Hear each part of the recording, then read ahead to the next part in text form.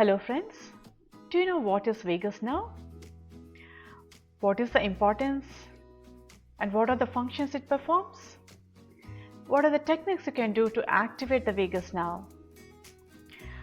Let's discuss some of those techniques to activate your vagus nerve so you can get instant stress relief. Our autonomic nervous system sends electric signals to all of the functions. Like everything happens automatically. And our autonomic nervous system has two main branches: sympathetic nervous system, parasympathetic nervous system. Sympathetic nervous system, we are talking about the fight and flight response. For example, a tiger is in front of you. What happens? Your body is prepared. You receive the fight and flight response from your sympathetic nervous system. All the blood is rushed to the limbic system, so you can either fight or flee with your full energy. So these are the fight and flight responses of sympathetic, where you can do the exercise, activity, workout. And parasympathetic responses are for the resting, relaxation, digestion, all those immune responses when you have to engage others, collaboration with others, your interpersonal relationships. These are the responses of parasympathetic nervous system. The vagus nerve is the most important and the longest nerve of parasympathetic nervous system. It is also considered as the healing nerve of our body. The word vagus name comes from Latin. It means wander. It wanders all over our body, touching most of the important organs. It starts from our midbrain and it runs down like a blanket, like a net. It spreads all over, touching all the major organs until our colon. So it regulates and controls many of the involuntary functions like our breathing, our heart rate variability, and our digestion, our relaxation, self-regulation techniques, activities, and many of those functions are the responses of our vagus nerve stimulation. And what happens usually, the nervous system, it is automatically supposed to switch between our sympathetic and parasympathetic. But this is not the case in our today's world. Because the moment you wake up, you are bombarded with tons of data. What you do first thing in the morning, you have to take your cell phone, watch all those messages, WhatsApp, Instagram, Facebook, whatnot, right? And you have to go to work. When you go to work, you have a never-ending task, to-do list to perform, overwhelming list of things to do. And you have to also balance with many other external factors, driving in the traffic, dropping your kids, work-life balance into the daycares and schools, take care of all those activities. And many of this processed food and harsh weather conditions, shoveling snow or whatever things you have to do, you are constantly running behind. So you cannot self-soothe, you cannot calm down. What happens as a result? You are just stuck in that fight and flight response mode. So you are exhausted, tired, but you are not able to calm your mind. You are not able to peacefully sleep in the night. You are just stuck. Your mind is wandering. You're stuck in that fight and flight response mode. You cannot self-soothe. You're exhausted, tired, but still wired from here.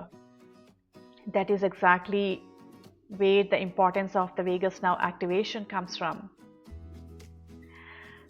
And as we all have different capabilities to handle the stress, cope up with the stress and anxiety mechanisms.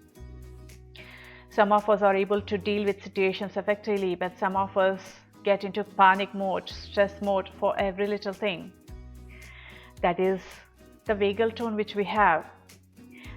Some of us have high vagal tone. For example, whatever the situation, whenever we experience a threat in the outer environment, we are still able to peacefully handle the situation effectively. We are able to accept the situation, calm down, self-soothe, and sleep peacefully in the night. This is the high vagal tone. On the contrary, people with low vagal tone, they are not able to calm down, they are not able to self-soothe. They stay frustrated. Every little thing, it touches them, they're not able to calm down, they're not able to sleep peacefully in the night. It's midnight 11, 12 in the night, they have to take melatonin or sleeping supplements or to calm down their stress and anxiety, which is indicative of your low vagal tone. So how can you check how is your nervous system functioning? Is it in balance or it is dysregulated, or what you have to do? There are many techniques which you can do to check your vagal tone or the nervous system. As per the yogic science, this is the first check which you can do. Before that, a question to you. Do you know if your breath flows from both the nostrils all the time of the day? Think about it. Either it flows from your right nostril or the left nostril most of the time, right? You can just do a simple check. You can just place your hand underneath your nose and you can do few exhalations and just observe. You can just close your eyes and do few exhalations. You would notice your breath either is flowing from your right nostril or from your left nostril. It is only some times of the day, or when you are meditating or when you are taking the flight inclinations, that is when the breath flows. Some of those scenarios, your breath flows equally from both the nostrils. Otherwise, most of the day, different activities when we perform, it keeps switching between the right and left nostril. That switch happens constantly based on the time of the day, based on the activities we perform. So if you notice your breath is flowing from your right nostril, that is indicative of your sympathetic nervous system is active. That is your fight and flight response. In yoga, we call it as Pingala, that is the solar breath. And if you notice your breath is flowing from your left nostril, that is indicative of your parasympathetic activation, right? That is when you have to relax, you have to calm your mind, you have to sleep. So the left is, we call it as Ida, that is the lunar breath. There's a lot of science behind breath. So this is a one simple check which you can do to see how you are functioning, how your vagus nerve is functioning. The second check which you can do is introspection. Just close your eyes, sit relaxed in a comfortable position and just observe how is your heart rate. Is it beating fast or slow? Observe your blood pressure. Do you feel that you have whole burden of lifting a big stone on top of your head, or a big cloud of anxiety is circulating around? Or are you at your peace? Are you able to see that you're relaxed, you're doing fine, everything is okay, you're happy? How do you feel? Just introspect. You would notice how is your nervous system functioning. Are you able to self-soothe, calm down? So these are the simple checks you can do time to time. And now the fun part, activating your vagus nerve.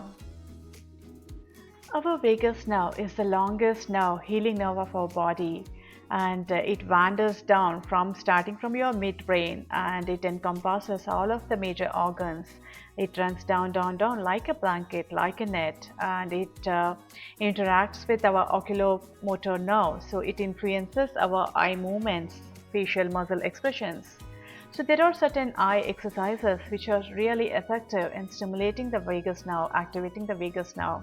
They may look simple, but you can try and see, experience yourself how effective they are. So there are few eye techniques, eye exercises. I can show 2-3 of them today.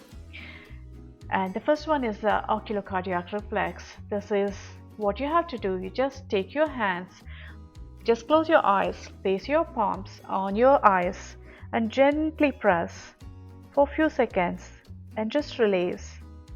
You can repeat this for a few times.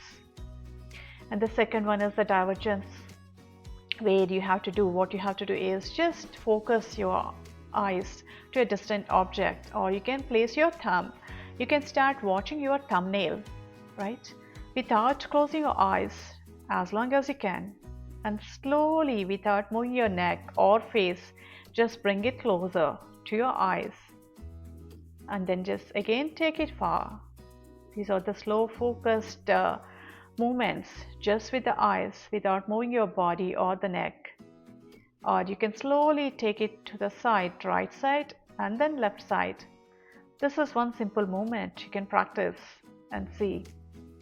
The third one is the fast rhythmic movements, where what you are doing is just you are rotating your eyes fast in clockwise and anti-clockwise, just like you're going with the fast rhythmic movements clockwise and anti-clockwise. You can also do this fast rhythmic movements diagonal, watching the ceiling, watching the floor on the left side. Same way this diagonal, right? These are the simple effective eye movements. They will slow down your heart rate. They are good for the cardiovascular health. They also improve your eyesight. There are many advantages. Second set of exercises. This is yogic breathing. There are a number of breathing techniques which you can practice.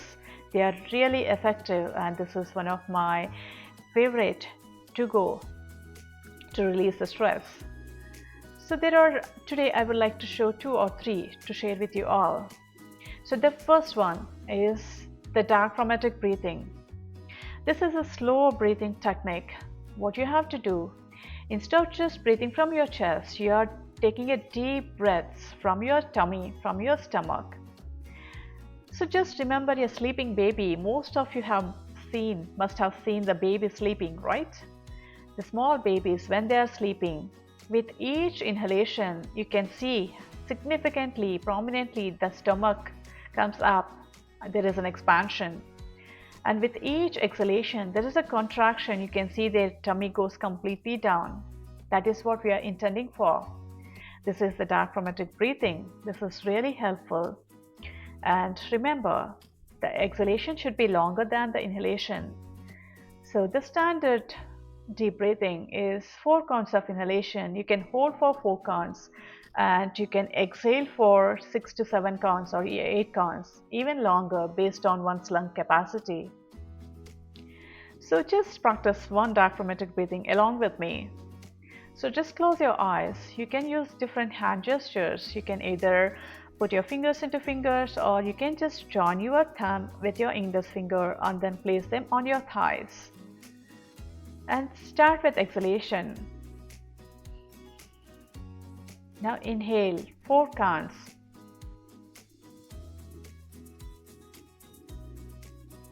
Hold.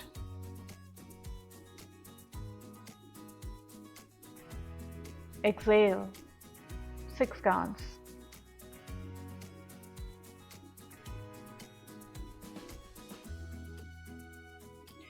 This is a simple deep breathing technique. You are breathing in a relaxed way. When you do the diaphragm breathing, just observe those sensations, how your breath is flowing in and out. Do you see there's an expansion when you do the inhalation? And do you see there's a contraction, or your stomach is going down inside? So that is a check if you're doing it right way or not.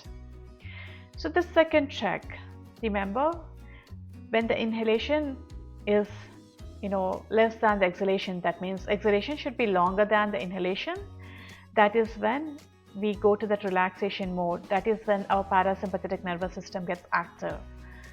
So what you do, the second technique, close your eyes and take a slow deep inhalation and exhale with your mouth, making it like a straw, a small opening, and just exhale as long as you can.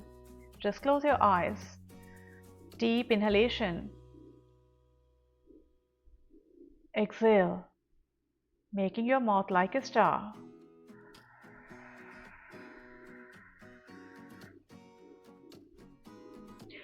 Actually, it goes very longer exhalation when you exhale with your mouth, making it like a small hole, small opening, like a straw. This is really effective. You can do this few counts, 10-15 counts, and observe. The third breathing exercise is Bhramari. This is really effective. It not just stimulates your vagus nerve, it is also helpful for people with insomnia. When you practice this and sleep, you are able to sleep better. So what you have to do, again, you just take a deep breath, slow deep inhalation, and as you exhale, you are just bringing a humming sound. You are humming like a humming bee. The intention is you are oscillating, you are vibrating your back of your throat. Remember, our vagus nerve goes from mid-brain and it goes down and it goes from both sides of your throat. So when you oscillate, when you are vibrating your back of your throat, you are stimulating the vagus nerve. It also improves your vagal tone. It also improves your tonal voice. Singers usually practice this as well. So just do one brahmari, we call it as per humming bee sound, right? So just take a deep inhalation, slow deep inhalation, and as you exhale, just bring your sound, ma sound, right? As long as you can. Inhale.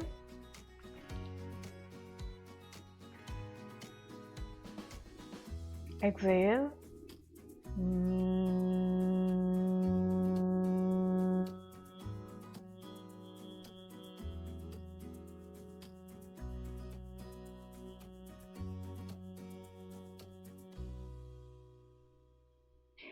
You can see the exhalation is very longer when you're humming, just like a humming bee. These are really effective techniques, breathing techniques. Third one is again one of my most favorite, meditation. Meditators will really feel the difference, how they are able to self-soothe, how they have the high vagal tone, how they have the resilience, the cope up with the stress mechanism easily, deal with situations effectively. The fourth one, singing or chanting. When you are singing, when you are chanting, your exhalation gets automatically longer than the inhalation. So automatically your parasympathetic nervous system kicks in, you feel very relaxed, calms down your mind and body. Also when you're chanting, right, any mantras or any sounds, when you chant as per your beliefs, right, just example, try Om sound, right, close your eyes and just chant Om.